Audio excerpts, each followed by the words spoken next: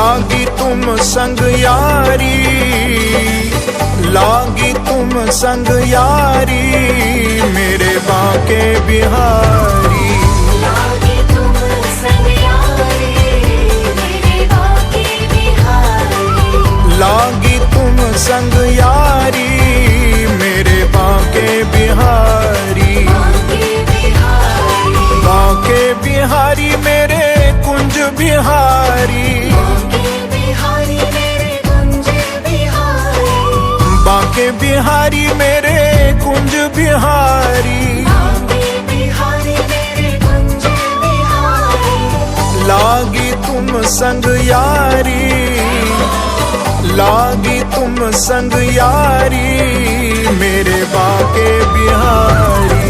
लागी तुम संग यारी, मेरे बांके बिहारी। लागी तुम संग यारी, मेरे बांके बिहारी।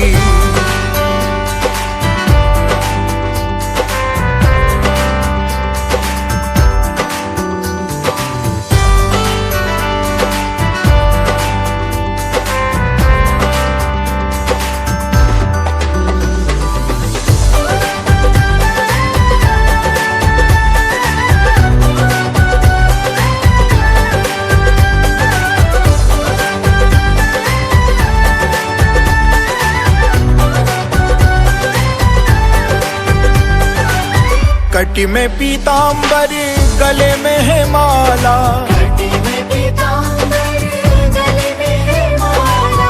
मुकुट को धारण किए हैं गोपाला, मुकुट को धारण किए हैं गोपाला, किए हैं गोपाला। किए हैं गोपाला। गले में है माला, गले में है माला। घुंघराली लटकारी कारी, घुंघराली लटकारी कारी, मेरे बांके बिहारी। लागी तुम संग यारी, मेरे बांके बिहारी। लागी तुम संग यारी, मेरे बांके बिहारी।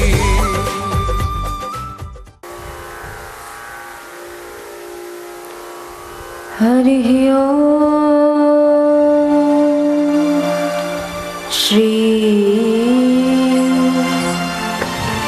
गुरवे नमः।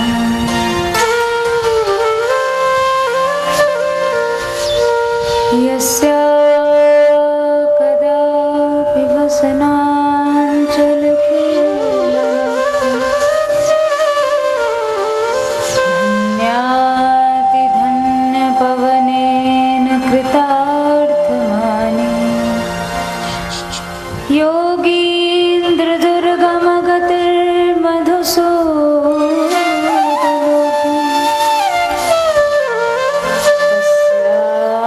नमोस्तु वृषभानुभुवो दिशेति।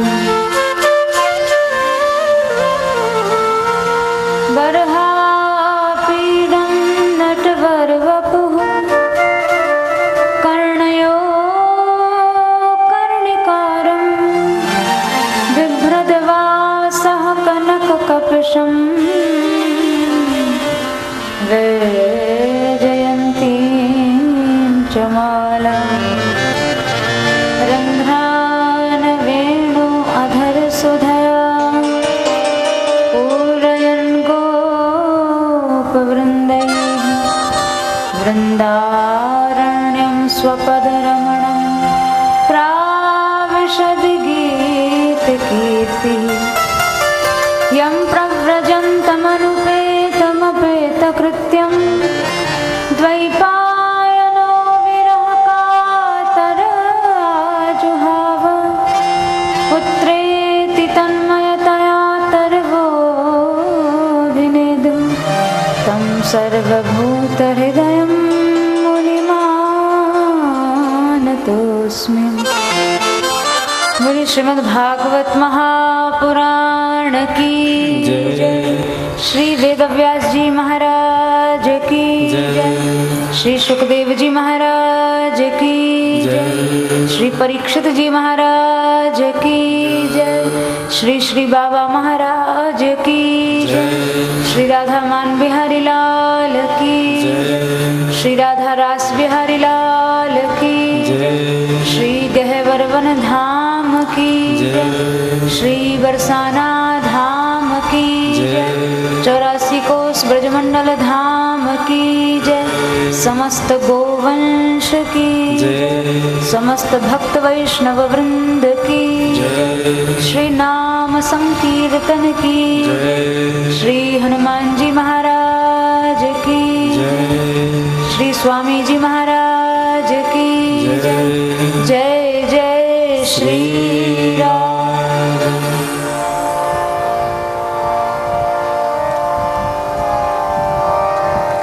2 मिनट राधा रानी का नाम स्मरण करेंगे। मांगू मैं श्री जी राधा रानी एक कृपा की नजरिया। मांगू मैं श्री जी राधा रानी एक कृपा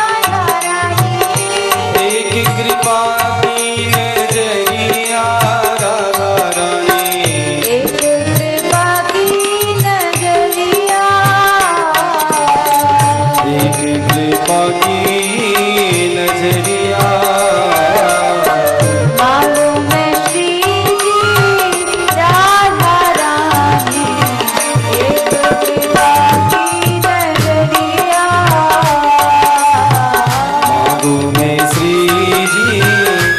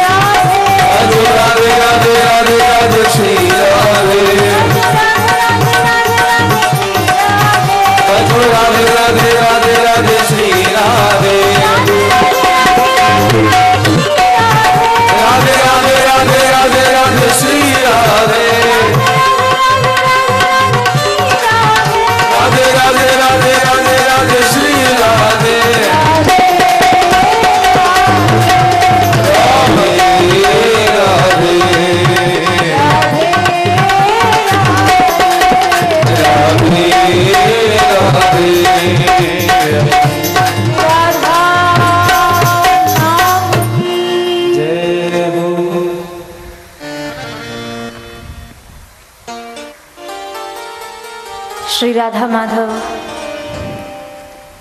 लाडली लाल युगल सरकार की परम कृपा से भगवत स्वरूप श्रीमद् भागवत ग्रंथ के आश्रय से दिव्य सत्संग लाभ हम लोगों को प्राप्त हो रहा है।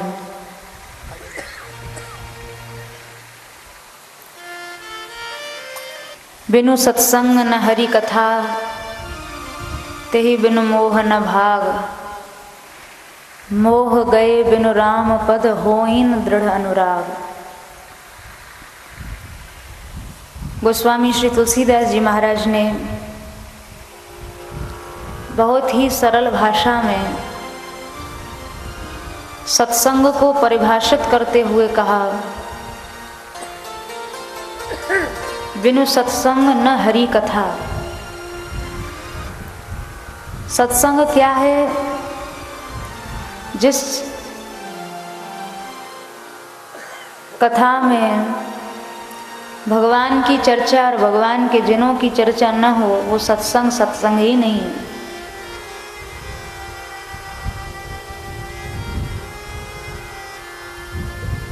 ऐसा सत्संग जो भगवत यश विहीन हो, वो व्यक्ति के मोह को दूर नहीं कर सकता है।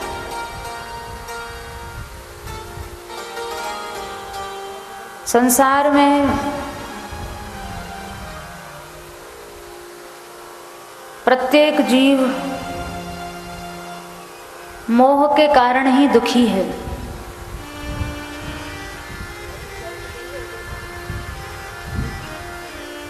जहाँ सुख है नहीं, हम वहाँ सुख खोज रहे हैं। जो अपना है नहीं, हमने उसको अपना माना हुआ है।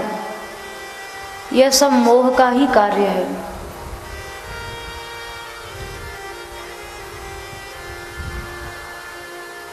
केवल भगवान के यश से ही मोह की श्रृंखला भग्न होती है, केवल भगवत कथा से।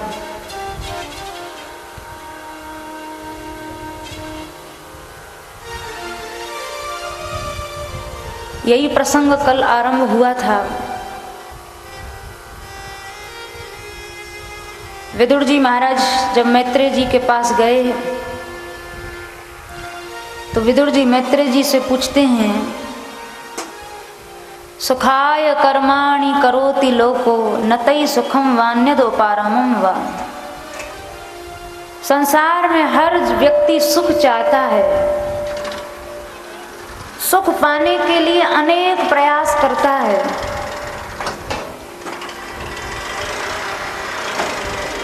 पर उन अनेकों प्रयासों के बाद भी किसी जीव को सुख मिलता नहीं है, बल्कि 24 घंटे सुख प्राप्ति के लिए लगे हुए व्यक्ति को दुख ही मिलता है। सुख प्राप्ति के प्रयास से भी उसका दुख ही बढ़ता है। विंदेत भूयः तत एव दुखम। हम चाहते सुख हैं, हम काम सुख के लिए कर रहे हैं, हम नौकरी सुख के लिए कर रहे हैं, हम परिवार का लालन पालन सुख के लिए कर रहे हैं, पर फिर भी दिन रात दुख में ही है।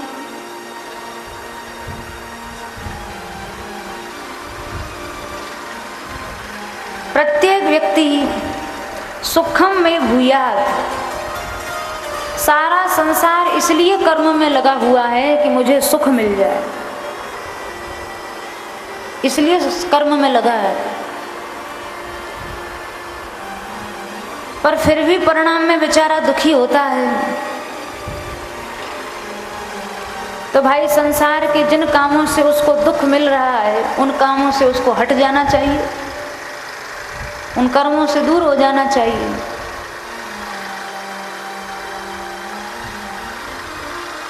जैसे घर में स्त्री अथवा माँ बटलोई में चावल पकाती है, एक चावल का दाना उंगली पर लेके मसल के देखती है, पका के कच्चा है। एक ही दाने को मसलने से पता चल जाता है कि बाकी बटलोई के दाने पके के कच्चे हैं। अगर एक दाना कच्चा है तो बाकी भी कच्चे हैं, एक पक गया तो सब पक गए।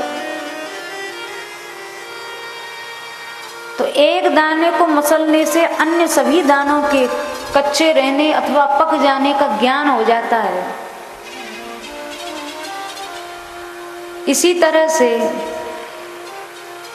संसार में एक काम में सुख नहीं मिला, दूसरा कोई काम किया उसमें सुख नहीं मिला, तीसरा कुछ किया फिर सुख नहीं मिला, तो समझ जाना चाहिए कि भाई यहाँ दुख ही है, यहाँ सुख है ही नहीं।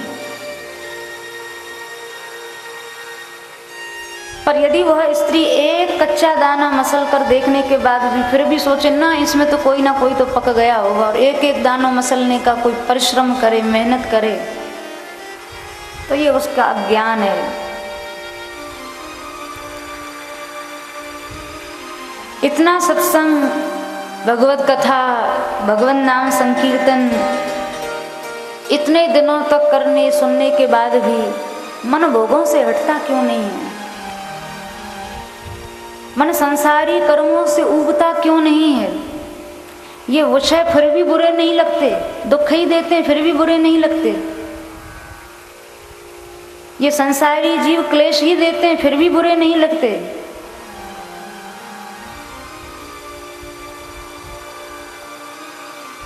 अरे जब इनसे क्लेश ही मिल रहा है तो इनसे मन हट जाना चाहिए, पर फिर भी मन नहीं हटता।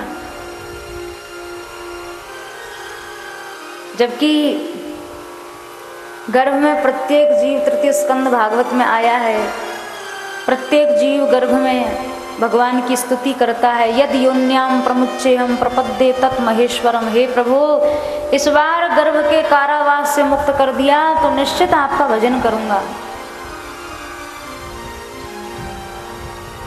भगवान ने कहा भूल गया तो? अरे नहीं प्रभु, एक बार मौका दीजिए तो सही, एक बार इस गर्भ के कष्ट से, अंधकूप से बाहर कर दो, मैं निश्चित आपका भजन करूंगा।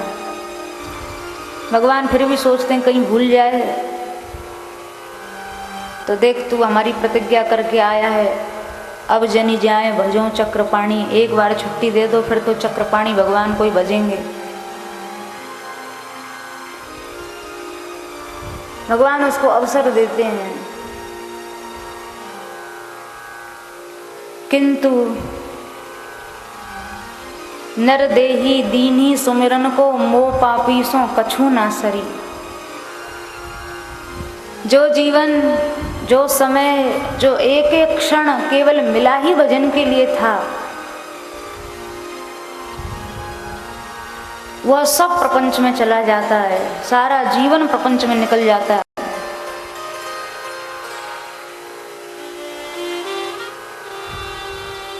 कितनी बड़ी कृपा भगवान ने की।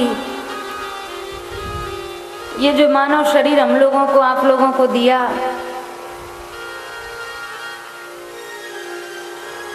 इस पिंड से संपूर्ण ब्रह्मांड का ज्ञान हो सकता है, ऐसी चेतना भगवान ने हमको और आपको दी है।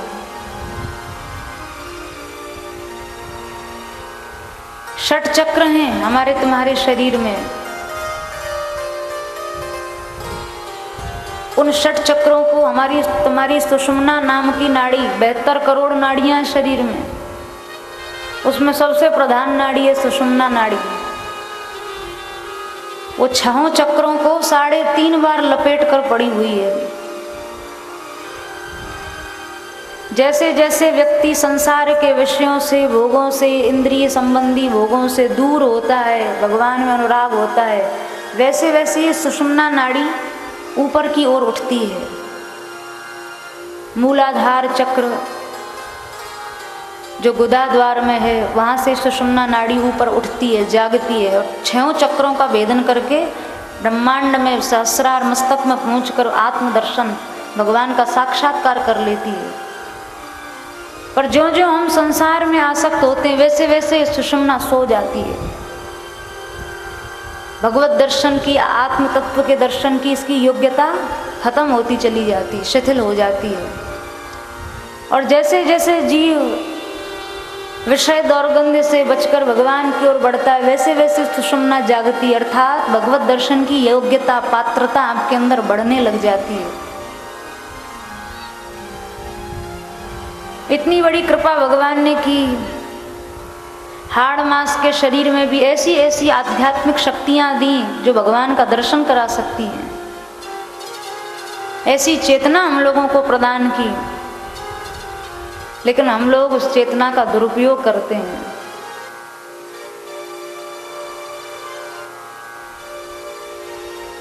सुख की खोज में लगा है जीव, सुख की खोज में। बिनु संतोष न काम न साही, और काम अछत सुख सपनेऊ नाही। गीता जी में भी इसी भाव को भगवान ने कहा, विहाय कामान्य सर्वान् पुमांश्चरति निष्प्रिय निर्ममो निरहंकार स शांतिम अधिगच्छति। शांति चाहते हो, सुख चाहते हो, तो विहाय कामान्य सर्वान्, ये सब कामनाओं को छोड़ दो, इच्छा रहित हो जाओ। ये इच्छाएं सुखी नहीं रहने देंगी, क्योंकि ये एक हो, दो हो, चार हो तो पूरी हो। वेद स्तुति में तो इनको काम जटा कहा है। कामनाएं जैसे वट के वृक्ष में से जटाएं निकलती हैं ना, एक वृक्ष में से कितनी जटाएं निकलती हैं, वो हर जटा एक वृक्ष का रूप ले लेती, फिर उसमें से सैकड़ों निकल जाती हैं। इसी तरह एक वृक्ष कई किलोमीटर में फैल जाता है और वो फैलता ही रहता है। हृदय काम जटा, इसी तरह से हृदय में ये कामनाओं की जटाएं तो बढ़ रही हैं। हम सोचते हैं कि हम सुखी हो जाएं,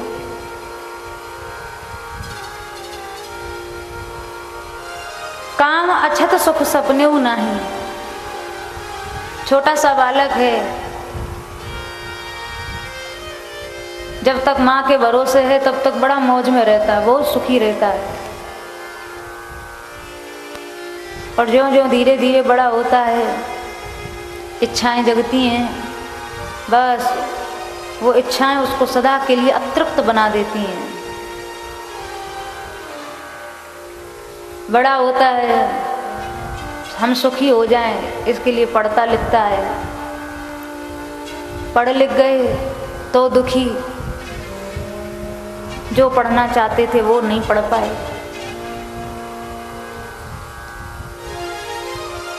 जो पढ़ना चाहते थे वो भी पढ़ गए तो भी दुखी। बेरोजगारी, नौकरी नहीं मिली, अब दुखी। नौकरी मिल जाए तो बनना तो कलेक्टर चाहते थे, बन गए चपरासी तो दुखी। फिर व्यक्ति कोई धंधा शुरू करता, अरे इन्वेस्ट तो इतना किया, लगाया तो इतना मुनाफा, तो कुछ नहीं हुआ, फिर दुखी। फिर सोचता आदमी सुखी होने के लिए चलो कोई अच्छा जीवन साथी ढूंढे, ब्याह करता है। अब ब्याह के बाद प्रपंच दुगना हो जाता है, फिर दुखी। संतान ना हो तो दुखी, बेटी हो जाए तो दुखी, फिर बेटा हो जाए और बेटा भी नालायक हो जाए तो दुखी। फिर बेटा को पढ़ाने लिखाने की चिंता, फिर बेटा के नौकरी चाकरी की चिंता, फिर बेटा के ब्याह की चिंता, फिर नाती पोता होने की चिंता, फिर उनको बड़ा करने पालने की चिंता। वृद्धो याति चिंता मग्न हो। सारा जीवन निकल गया ना दुख में ही, अब ये दुख, अब ये दुख, अब ये, सारा जीवन यूं ही दुख में निकल जाता है। रहीमदास जी महाराज ने कहा, रहीमन ब्याह व्याधि है, सके तो रहो बचाए, पायन बेड़ी पड़त है, ढोल बजाए बजाए।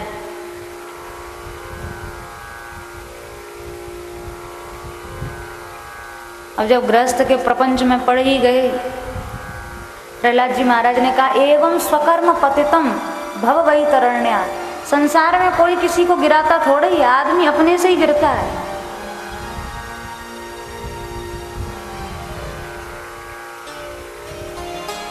और जब अपनी इच्छा से ही ओखली में सिर दिया है, तो फिर ये क्यों गिनते हो कि मूसल कितने पड़ेंगे?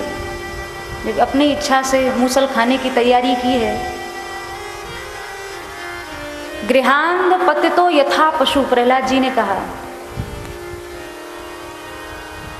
जैसे भेड़ चाल होती है ना, एक भेड़ गिरी तो पीछे चलने वाली दूसरी भी गिर गई, तीसरी भी गिर गई, चौथी भी गिर गई। बस ऐसे ही अंधे पशु की भांति एक के पीछे दूसरा गिर रहा है, दूसरे के पीछे तीसरा गिर रहा है, तीसरे के पीछे चौथा गिर रहा है। कदाचित ऐसे गिरने वालों को कोई आंख वाला हाथ पकड़ के बचाना भी चाहे ना, तो वो भी मूर्ख लगने लगता है। अरे बाकी भी तो गिर गए, तू हमें क्यों बचा रहा है। प्रहलाद जी महाराज ने कहा, एवं निपतितम प्रभवाहि कूपे, हे नाथ ये संसार तो सर्पों का कुआं है। लाइन लगी हुई थी गिरने वालों की, मैं भी खड़ा था उसी लाइन में। कृत्वात्म साथ सुदर्शना, हे देवर्षि नारद जी, आपने मुझे अपना मान के हाथ पकड़ के रोक लिया, तू तो मत गिर। सोहम कथम न विसृजे तब वृत्ति सेवा, ऐसा कार्य निस्वार्थ हित रखने वाले संत सद्गुरु महापुरुष जन ही संसारी जीवों से कर सकते हैं। बाकी तो गिरने गिराने का ही सब व्यवहार चल रहा है संसार में। हेतु रहित जग जुग उपकारी, हेतु रहित जग जुग उपकारी, तुम तुम्हारे सेवक असुरारी, तुम तुम्हारे सेवक असुरारी। संसार में जीव से निस्वार्थ हित करने वाले या तो भगवान है या भगवान के जन है, तीसरा कोई नहीं है। माया सगी न तन सगो, सगो न यह संसार, परशुराम या जीव को सगो जो सृजनहार। संसार में निस्वार्थ हित करने वाला कोई नहीं है।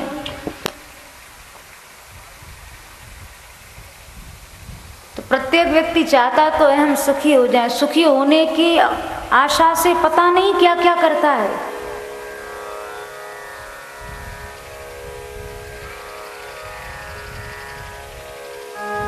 एक सज्जन, उनका नया नया विवाह हुआ, पुराने जमाने की बात, बैलगाड़ियों में बारातें जाती थी। ब्याह करके बहू लेकर पालकी में लौट रहे थे, रास्ता लंबा था। एक नदी किनारे बारात रुकी। अब जो लड़की जिसका ब्याह हुआ बड़ी रोए, बहुत रोए। जब बारात रुकी रास्ते में तो सज्जन ने उतर कर उसको बहुत समझाया, अरे देवी तुम रो क्यों रही हो, अब तो तुम जहाँ चल रही हो वही तुम्हारा घर है, रोने की क्या बात है, ये तो सब नियम है संसार का बना हुआ।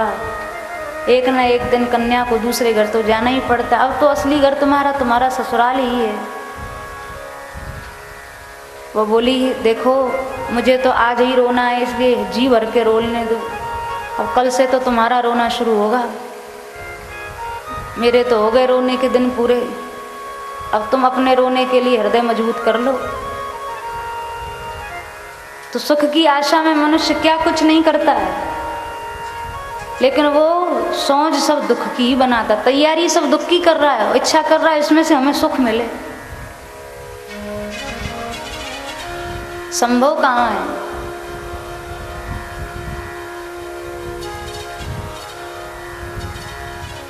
विहाय कामान्यः सर्वान् पुमांश्चरति निष्प्रियः, जब तक कि जीव निष्प्रिय नहीं हो जाएगा,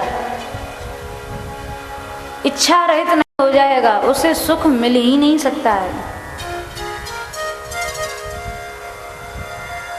सुख की प्राप्ति की इच्छा से ही वह संसार की स्वीकृति, संसार को स्वीकार करता है, पर दुखालय संसार से सुख मिलेगा कहाँ।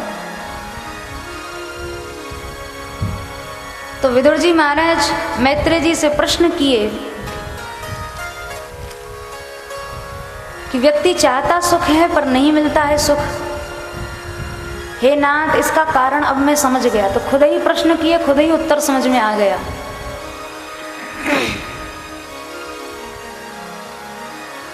कस्तृप्नु यात् तीर्थ पदोभिधानात् सत्रेषु वह सूरि विरीड्यमानात्। हे प्रभु पदोभिधानात्, आपका एक नाम है तीर्थपाद, भगवान का एक नाम है तीर्थपाद, क्योंकि तीर्थों में सबसे श्रेष्ठ तीर्थ श्री गंगा जी, श्री ठाकुर जी के चरणों से ही निकली है, इसलिए उनका एक नाम है तीर्थपाद। तो हे तीर्थपाद प्रभु,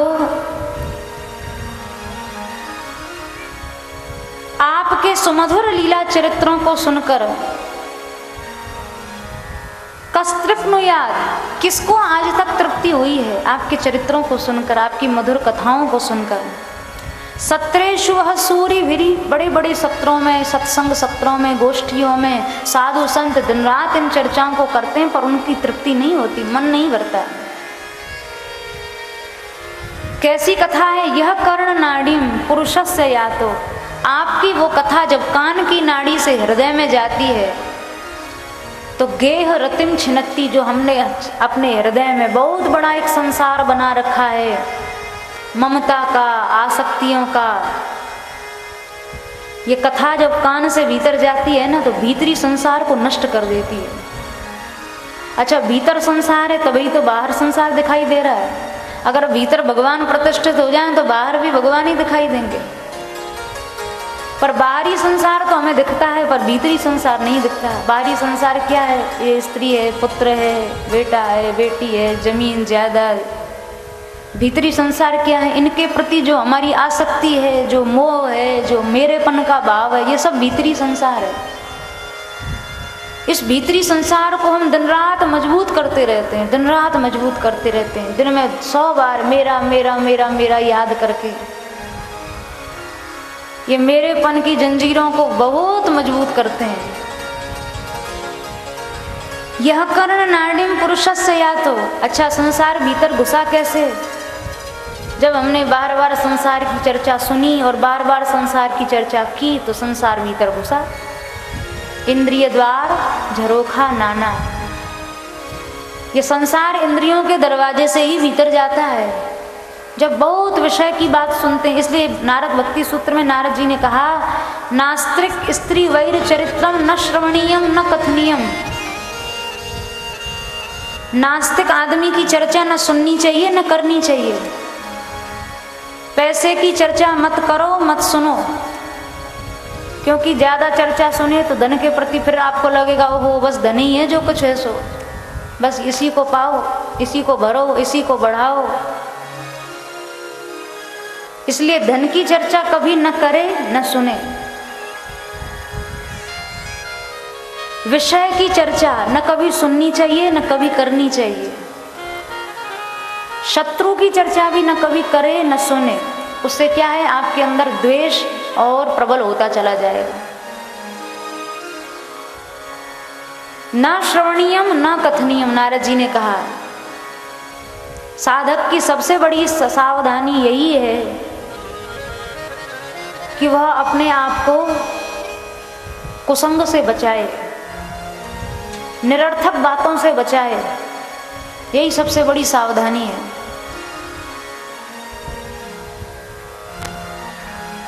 तो विदुर जी महाराज कह रहे हैं, हे मैत्रेय जी, बार बार कानों से सुनकर, बार बार आंखों से संसार को देख देख कर हमने भीतर बहुत बड़ा संसार बैठा रखा है। और जब भीतर संसार बैठा है तो फिर आंखों से बाहर भी संसार ही दिखाई देगा, भगवान थोड़ी अनुभव में आएंगे। तो व्यक्ति को, बुद्धिमान व्यक्ति को करना ये चाहिए कि जिन इंद्रियों से संसार भीतर घुसाया है उन्हीं इंद्रियों से भगवान को भीतर घुसाना शुरू कर दे। खूब संसारी को कथाएं सुन सुन के संसार घुसाया, अब केवल इन कानों को भगवान की कथा में, भगवत चरित्रामृत में मग्न कर दो।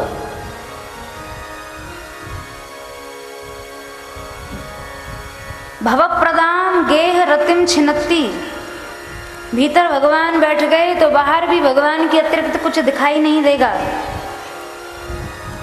सच तो यह है कि हम भीतर से संसार को निकालना नहीं चाहते और भगवान को भीतर विराजमान करना नहीं चाहते। या दूसरे शब्दों में कहें तो हम वास्तव में सुख चाहते ही नहीं है।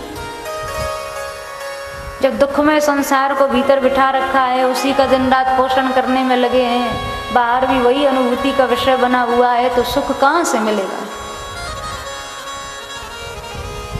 तो सुख प्राप्ति के लिए व्यक्ति कर्म तो करता है, पर सच बात यह है कि वो सुख चाहता नहीं है। सूरदास जी महाराज का पद है, रे शठ बिनु गोविंद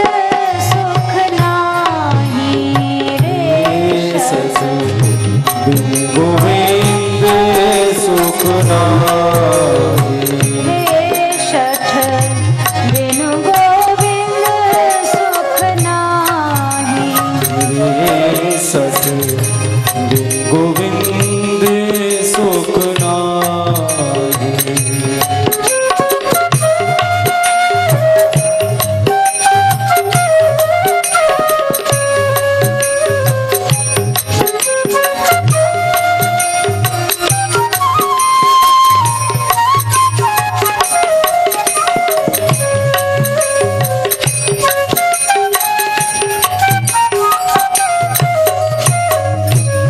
जगत पिता जगदीश भजन बिना। जगत पिता जगदीश भजन बिना। सुख तीनों पुर नाही। रे शठ सुख तीनों पुर नाही। रे शठ सूरदास भगवंत भजन बिना। सूरदास भगवंत भजन बिना।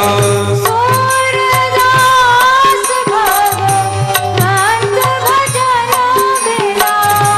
सूरदास भगवंत भजन बिना।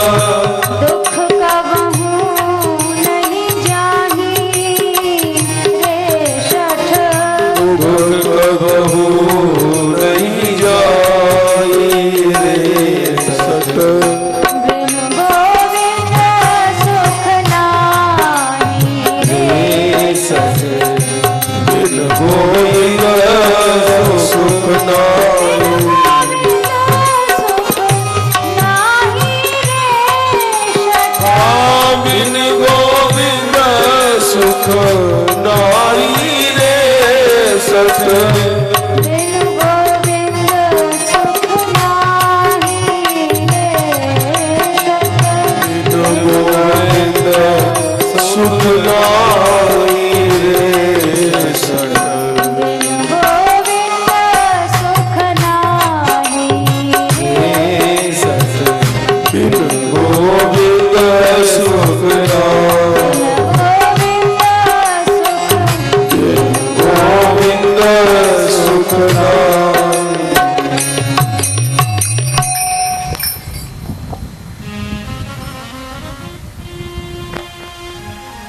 कस्त्र प्नुयात् तीर्थ पदोभिधानात्। जिन भगवान के चरित्र तीर्थ की भांति परम मंगलकारी हैं, उन चरित्रों को सुनकर कौन तृप्त होगा।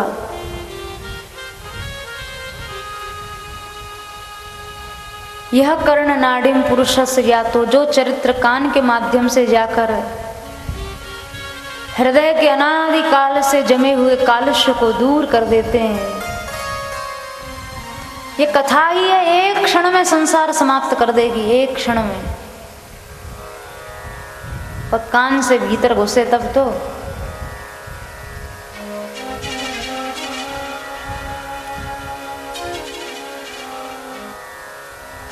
ये सिद्धांत, ये बातें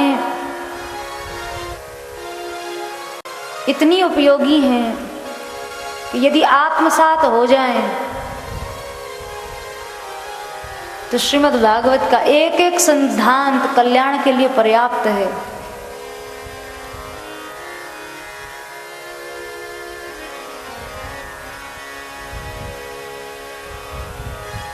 विदुर जी महाराज ने मैत्रेय जी को कहा, भगवान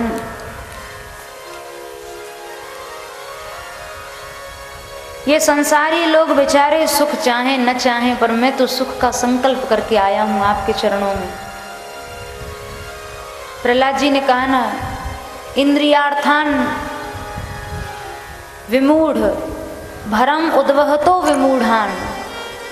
इंद्रिय संबंधी भोगों के बोझे को ढोने में लगे हुए हैं ये मूर्ख। तो इन्हें पता ही नहीं है कि लीला चरित्र में कितना आनंद है। बोझा ढो रहे हैं, बेकार का बोझा ढो रहे हैं। सोचे ततो विमुख चेतस इंद्रियार्थ। माया सुखाय भरम उद्वहतो विमूढ़ान। प्रहलाद जी कह रहे हैं नाथ, जब मैं इन संसारी जीवों की ओर देखता हूँ ना तो मेरा हृदय दुख के मारे तड़पने लगता है। कितना कष्ट है इन बेचारों को, कितना कष्ट है। जैसे कोई व्यक्ति बोझा से लद रहा हो, मर रहा हो, पर फिर भी बोझा छोड़े नहीं। ये कितनी बड़ी उसकी बेचारे की अज्ञता है। अरे बोझा उतार दे तो सुखी हो जाए, पर बोझा उतारता नहीं है।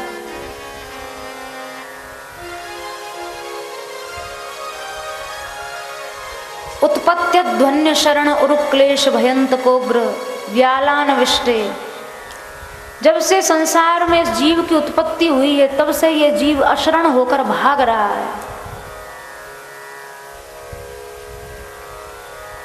जीव जबते हरिते विलगानो, जबते देह गेह निज जानो, जीव तबते हरिते विलगानो। जब से भगवान से जीव दूर हुआ, कब से दूर हुआ? जब से अपना मैंपन और अपना मेरापन स्वीकार कर लिया, बस भगवान से दूर हो गया। और जब से भगवान से दूर हुआ ये तब से बेचारा दुखी है, तभी से चल रहा है, दौड़ रहा है। उरुक्लेश, नाना कष्ट हैं। अच्छा, किसी व्यक्ति को बैठने को जगह न मिले, चलता रहे।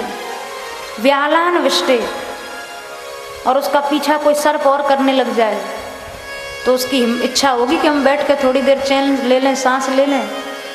काला सर्प किसी आदमी का पीछा करने लग जाए तो वो चाह के भी बैठ नहीं पाएगा।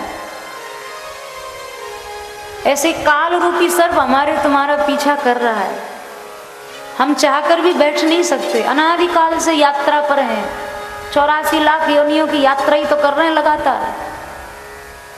कभी किसी योनि की यात्रा, कभी किसी योनि की यात्रा, कहीं बैठने का भी अवसर नहीं मिला।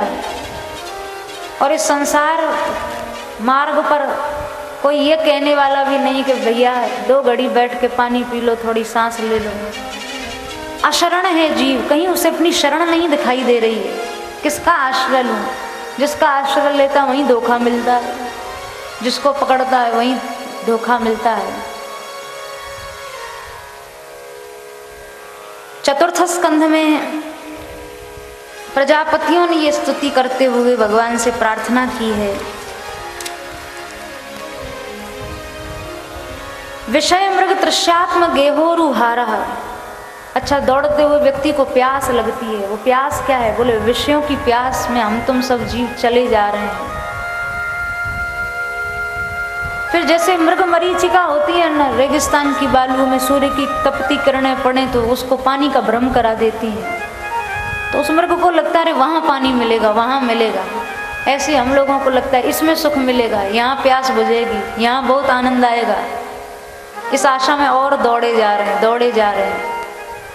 आत्मगेहोरु भारः, प्यास लगी थी, ऊपर से बोझा और लद लिया अपने ऊपर, घर गृहस्थी का, स्त्री बेटा बेटी का, ये सोच के कि प्यास बुझेगी। प्यास तो बुझी नहीं, बोझा और लद गया पीठ पर। द्वंद्वश्वभ्रे, दौड़ता हुआ वह व्यक्ति तब तक एक गड्ढा पड़ा, उस गड्ढे में गिर गया। वो गड्ढा क्या था? राग और द्वेष का गड्ढा। इस संसार रूपी बवाटवी में कुछ वर्ग होता है जिससे व्यक्ति राग करता है, और कुछ एक वर्ग ऐसा होता है जिससे वो द्वेष करता है। ये द्वंद्वों का गड्ढा है, उस गड्ढे में और गिर गया। खलमृग भय शोक दावेग्य सार्थः। अब गड्ढे से बाहर निकले तो बाहर हिंसक जानवर खड़े हुए हैं। नहीं निकलता है तो गड्ढे में भी दुखी है, और निकलता है तो निकलने के बाद भी दुख निश्चित है। वो सब हिंसक व्याघ्र आदि कौन है? दैही दैवी मानसी ताप है। शोक दावेग्य सार्थः, वो धेड़ वन में पड़ा हुआ था, गड्ढे से निकलूं कि न निकलूं, क्योंकि निकलने पर भी मरण है और यहाँ भी पड़ा रहा तो मरूंगा ही। तब तक जंगल में आग और लग गई। अब न निकले तो भी जलेगा और निकल जाए तो भी जलेगा। वो आग क्या है? जिन परिवारीजनों को, जिन परिजनों को हम लोग अपना समझ के सारा जीवन गधे बैल की तरह निकाल देते हैं, उनसे मिलने वाला जो दुख है वही इस जंगल की दावानल आग है।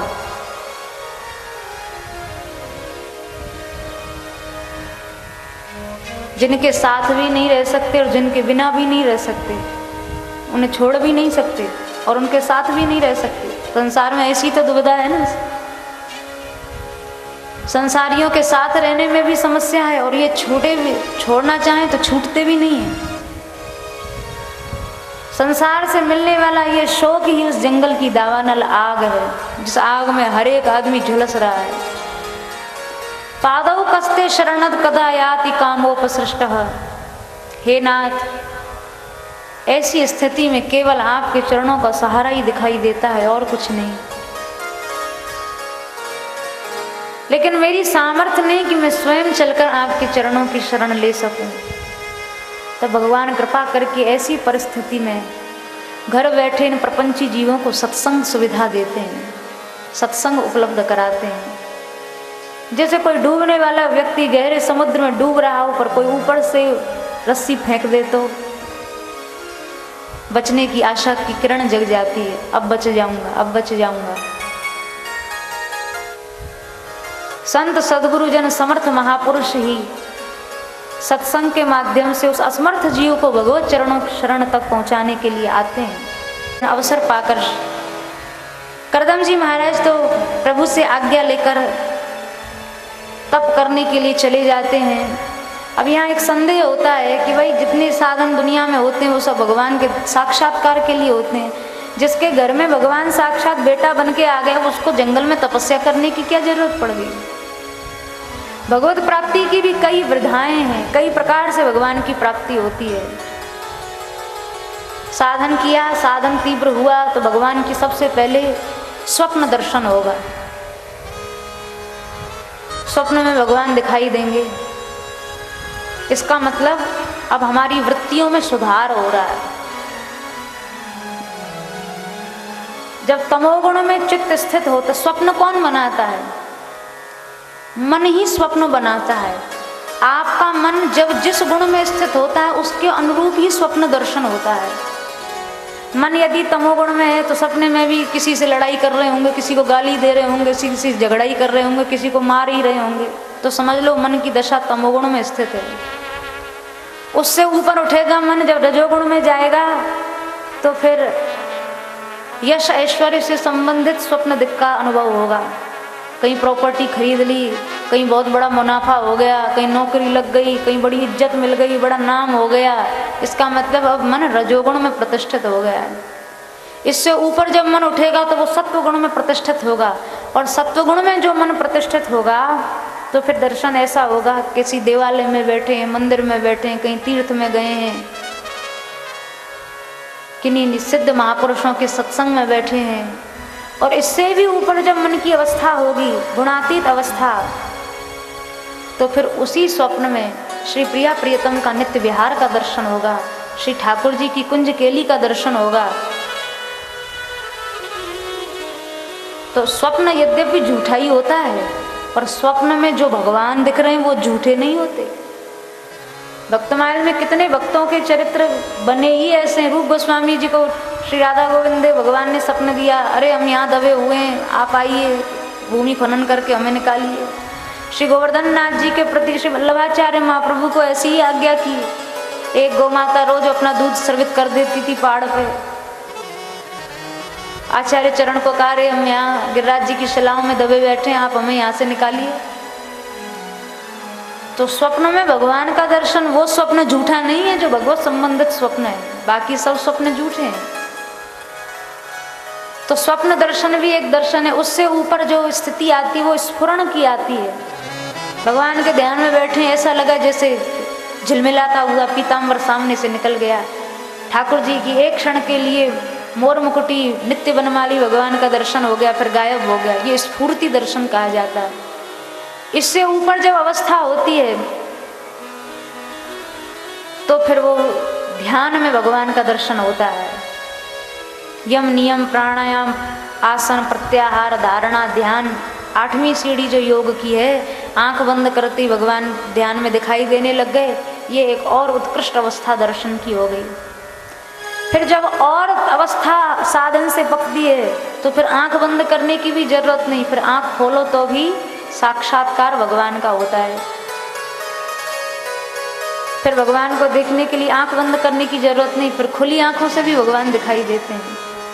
और इससे भी ऊपर एक अवस्था होती है साक्षात्कार में, तो भगवान जहाँ प्रकट हुए वहीं भगवान भगवान के रूप में दिखाई दिए। और साक्षात्कार से भी ऊपर जो अवस्था है उसमें सारा संसार ही भगवान में दिखाई देता है। तो करदम जी महाराज को कपिल भगवान कह रहे हैं, पिताजी आपको मेरा साक्षात्कार तो हो गया, पर अभी आपको मेरी सर्वत्र अनुभूति नहीं हो रही है, अभी आपकी ये दशा ये अवस्था होनी बाकी है। तो मैं आपके पुत्र के रूप में आ गया तो आपने हमें भगवान मान लिया, ये तो ठीक है, लेकिन आप संसार में जड़ चेतन को ही भगवान मानो, अभी ये दशा आपकी नहीं है, इसके लिए आपको संन्यास लेना ही पड़ेगा। अब आप संन्यास लें और भजन करें, साधन और तीव्र करें, बढ़ाएं, तो आपको सर्वत्र भगवदानुभूति की अवस्था प्राप्त हो जाएगी। तब करदम जी महाराज को संन्यास के लिए भेज दिया भगवान ने। और पीछे देवहूति मैया का कल्याण करने के लिए स्वयं बिंदुसर तीर्थ में विराजे। एक दिन देवहूति मैया ने कपिल भगवान से प्रार्थना की है, तम त्वा गताहं शरणं शरण्यं स्वभृत्य संसार तरोह कुठारम जिज्ञासयाहं प्रकृति पुरुषस्य नमामि सद्धर्म विदाम वरिष्ठम। हे प्रभु, इस संसार में एकमात्र आप ही शरण्य हैं। संसार आसक्तियां जिस कुठार से काटी जा सकती हैं वो कुठार केवल आप ही और आपका संग ही है। भगवान की कृपा से, आपकी कृपा से अब मैं इंद्रियों से संबंधित भोगों से ऊब गई हूँ, मेरा मन भर गया है। मैं जान गई हूँ कि इन इंद्रियों को कभी तृप्त नहीं किया जा सकता। शंकराचार्य भगवान तो एक जगह कहते हैं, जो लोग इंद्रियों को ये सोच के भोग देते हैं कि हम इंद्रियों को तृप्त कर देंगे, इंद्रियां तृप्त नहीं होती हैं, बल्कि इंद्रियों की भोगने की कुशलता और बढ़ जाती है। इंद्रियों का हम ये ज्ञान बढ़ा देते हैं कि ये नहीं, ये विषय थोड़ा कम अच्छा है, ये इससे भी ज़्यादा अच्छा है, इसमें इससे भी ज़्यादा मजा है, इससे में इससे भी बढ़कर सुख है।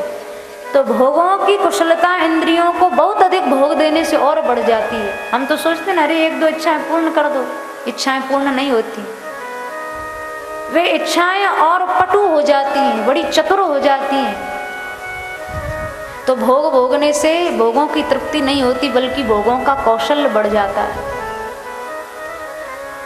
देवहूति मैया ने करदम जी से प्रार्थना की, हे नाथ, जीव के कल्याण के संबंध में आप क्या सोचते हैं? कपिल भगवान ने कहा, योग आध्यात्मिक पुंसाम मतो निश्रेयसाया में, मेरा मत तो यही है माता जी, केवल जीव का कल्याण आध्यात्मिक योग से ही हो सकता है। आध्यात्मिक योग का ही दूसरा नाम है भक्ति योग।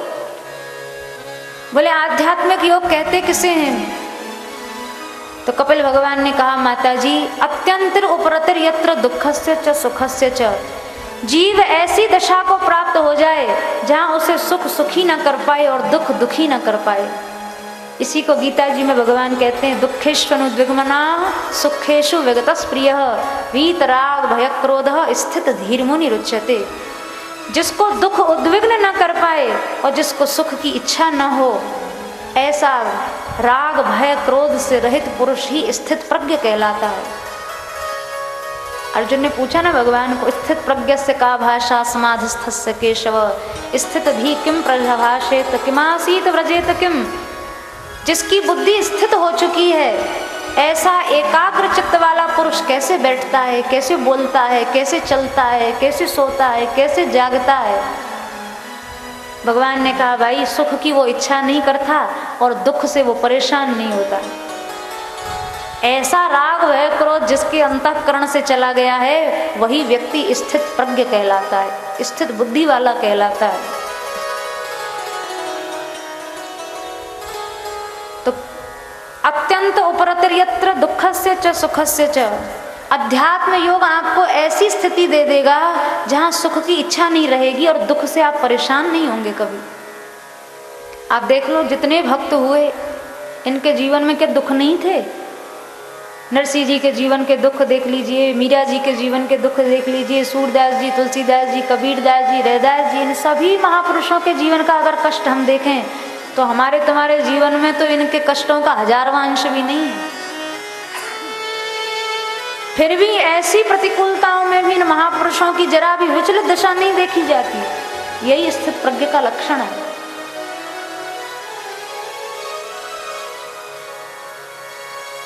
यही स्थित प्रज्ञ का लक्षण है। कपिल भगवान माता जी को कह रहे हैं, माता जी सुख दुख से उपरामता हो जाए। अच्छा, सुख दुख भोगता कौन है? शरीर सुख दुख थोड़ी भोगता है। वही शरीर है, आप जग रहे हैं, लड्डू खाया तो बहुत अच्छा लगा, और सोते हुए मुंह में लड्डू डाल दो तो सुखी होगा कोई? सुख दुख का अनुभव करने वाला शरीर नहीं है, सुख दुख का अनुभव करने वाली इंद्रियां भी नहीं है। बहुत अच्छा कोई कर्ण प्रिय गीत बज रहा हो, आदमी जागा हुआ है तो बहुत अच्छा लगता है, और सोए हुए के कान पे बज रहा हो तो वो कोई सुख थोड़ी देगा, वो शब्द सुख नहीं देगा उसको। तो सुख दुख का भोक्ता न शरीर है न इंद्रियां है, सुख दुख का भोक्ता कौन है? मन है। सोते समय उस मन का लय हो जाता है, इसलिए सुख दुख की अनुभूति नहीं होती। और जब वह मन जागृत अवस्था में होता है तो वो सुख का भोग भी करता है, वो दुख का भोग भी करता है। तो अगर सुख दुख का मूल कारण ये मन ही है तो इसका मतलब तो ये हुआ कि सब समस्याओं की जड़ मन है। कपिल भगवान ने कहा बिल्कुल। तो फिर इस मन को क्या करें? कपिल भगवान ने कहा, रतम वा पुंसी मुक्त, मुझ में लग गया तो अनंत सुख है, और गुणेशु सक्तम बंधा है, संसार में लग गया तो बस दुख ही दुख का कारण है। देवहूति मैया ने कहा, किंतु प्रभु समस्या तो यही है, आप में लगता नहीं और संसार से हटता नहीं, यही तो सबसे बड़ी समस्या है।